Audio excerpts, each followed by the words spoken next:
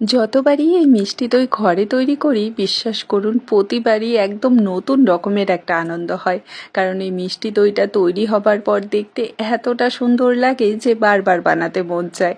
আপনারাও কিন্তু ঠিক এতটাই পারফেক্ট ঘন আর ক্রিমি মিষ্টি দই মাত্র 10 মিনিটে বানিয়ে নিতে পারবেন।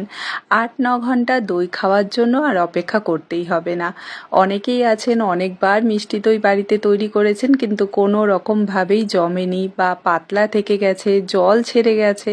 কিন্তু আজকের এই রেসিপিটা ফলো করে যতবারই আপনারা মিষ্টি দই ঘরে তৈরি করবেন একদম পারফেক্ট হবে, কোনো রকম জল ছাড়বে না।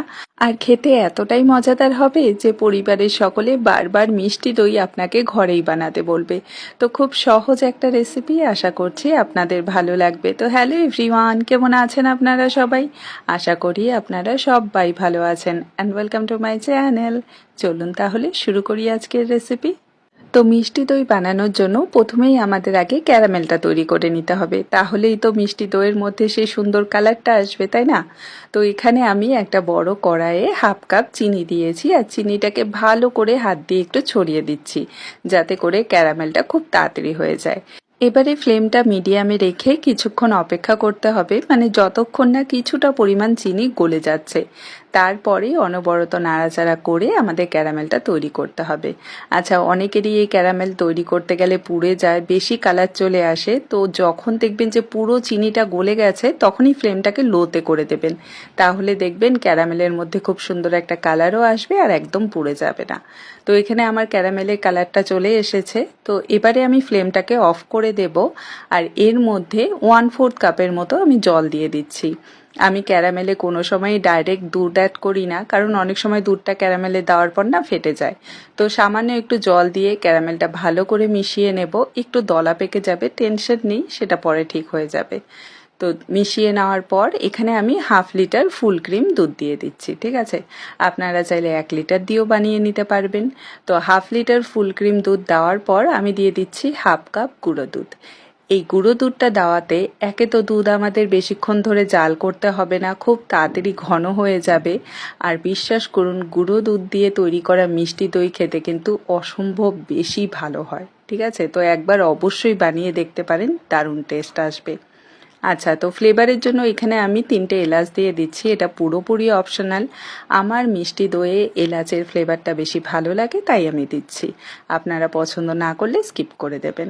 তো এবারে মিডিয়াম টু হাই ফ্লেমে একটু বাদে বাদে নাড়াচাড়া করে আমাদের এই দুধটাকে খুব বেশি না, মাত্র 3 থেকে 4 মিনিট জাল করতে হবে। যেহেতু আমরা এখানে গুঁড়ো দুধ অ্যাড করেছি তো এমনিতেই দুধটা খুব তাড়াতাড়ি ঘন হয়ে যাবে, তাই খুব বেশি সময় জাল করার প্রয়োজন নেই। যদি আপনারা গুঁড়া দুধ দিতে না চান, দুধের পরিমাণটা বাড়িয়ে নেবেন, তাহলেই হয়ে যাবে। আরেকটা জিনিস, দুধটা জাল করার সময় কড়াইতে যে সাইডে দুধের সরগুলো লেগে থাকে সেটাও কিন্তু ভালো করে দুধের সাথে মিশিয়ে দিতে হবে। তো এখানে আমি 3 থেকে 4 মিনিটের মতো দুধটা জাল করে নিয়েছি আর আপনারা দেখেই বুঝতে পারছেন এটা অনেকটা ঘন হয়ে গেছে, পরিমাণে কিন্তু খুব বেশি কমে যায়নি। তো গুঁড়ো দুধ দিলে এই একটা সুবিধা, খুব কম সময় জাল করতে হয়। আমি আপনাদের একটু ঘনত্বটা চেক করে দেখিয়ে দিচ্ছি যে কতটা ঘন এই দুধটা তৈরি করতে হবে। খুব বেশি রাবড়ির মতো ঘন করা যাবে না, আবার খুব বেশি পাতলাও কিন্তু রাখা যাবে না, ঠিক আছে? তো এবারে এই দুধটাকে আমি সাইডে রেখে দেবো যাতে হালকা একটু ঠান্ডা হয়ে যায়, কারণ গরম দুধ দিয়ে কিন্তু কোনো সময় দই তৈরি করা হয় না। আর যতক্ষণ দুধটা হালকা ঠান্ডা হচ্ছে ততক্ষণে চলুন আমরা দই বীজটা তৈরি করে নিই। তো এখানে একটা ছোট বাটিতে আমি নিয়ে নিচ্ছি 3 টেবিল চামচ টক দই। আর এই টক দইটা থেকে এক্সট্রা যে জলটা ছিল সেটা আমি কিন্তু ছড়িয়ে নিয়েছি। এখন একটা হ্যান্ড উইক্সের সাহায্যে ভালো করে দইটাকে ফেটিয়ে নেব যাতে কোনো রকম দানা ভাব এর মধ্যে না থাকে। আচ্ছা, এখানে কিন্তু এই জিনিসটা খেয়াল রাখবেন, দই বীজে যেন কোনো রকম জল না থাকে, তাহলে কিন্তু মিষ্টি দই তৈরি হওয়ার পর সেটাও কিন্তু পাতলা হয়ে যাবে, জল ছেড়ে যাবে। তো যাই হোক, এখানে আমি ভালো করে মিশিয়ে নিয়েছি, এবার এটাকে সাইডে রেখে দিচ্ছি। চলুন দুধটা চেক করে নিই। তো নাড়াচাড়া করে আমি দুধটাকে কিছুটা ঠান্ডা করে নিয়েছি, মানে একটা আঙ্গুল ডুবিয়ে আপনারা চেক করে নেবেন। যদি দেখেন যে তাপটা সহ্য করতে পারছেন তাহলে বুঝবেন যে একদম পারফেক্ট গরম আছে, ঠিক আছে? তো এখানে একদম দুধটা পারফেক্ট গরম আছে। তো দেরি না করে আমি সাথে সাথে দই বীজটা দিয়ে দেব আর তারপর একটা হ্যান্ড উইক্স দিয়ে ভালো করে মিশিয়ে নেব। গরম দুধে যদি আপনারা দই বীজ দিয়ে এটাকে মিশিয়ে দই তৈরি করেন সেটা কিন্তু একদম পাতলা দই হবে, ঠিক আছে? ওই যে বলে না চামচে কাটা দই, সেরকম কিন্তু হবে না, একদম পাতলা হবে। তো যাই হোক, এখানে আমি হ্যান্ড উইক্স দিয়ে ভালো করে মিশিয়ে নিয়েছি। এবারে চলুন এই দইটা পাত্রে ঢেলে নেব। তো আজকে আমি একটা কাচের বোলে আর কি দইটা সেট করব। আপনারা যে কোনো পাত্রে এই দইটা কিন্তু সেট করে নিতে পারবেন। আরেকটা জিনিস খেয়াল রাখবেন, যদি আপনারা কাচের পাত্র নেন সেটা যেন হিট প্রুফ হয়, সেটা খেয়াল রাখতে হবে, নাহলে কিন্তু ভেঙে যেতে পারে। তো পুরো আমি দইয়ের মিশ্রণটা দিয়ে দিলাম। এবারে একটা ফয়েল পেপার দিয়ে আমি এটাকে ভালো করে ঢেকে দিচ্ছি। আর যদি আপনারা টিফিন বক্সে সেট করেন, টিফিন বাটির ঢাকনাটা ভালো করে আটকে দেবেন, যাতে করে গরম ভাবটা কোনোভাবেই বেরিয়ে না আসে। আচ্ছা, তো এবারে আপনারা চাইলে এই বাটিটা যে কোনো একটা জায়গায় রেখে দেবেন ৮ থেকে ৯ ঘন্টার মতো, তাতেও কিন্তু দই সেট হয়ে যাবে। কিন্তু আজকে মাত্র ১০ মিনিটে আমি আপনাদের দইটা তৈরি করে দেখাবো। তার জন্য দেখুন, এখানে একটা বড় কড়াইতে আমি কিছুটা পরিমাণ জল ফুটিয়ে নিয়েছি, আর এর উপর একটা স্ট্যান্ড বসিয়ে দিয়ে দইয়ের বাটিটা বসিয়ে দিলাম। এখন ঘড়ি ধরে মাত্র ১০ মিনিট আমাদের এই বাটিটাকে স্টিম করতে হবে, মানে দইটাকে একটু ভাপিয়ে নিতে হবে।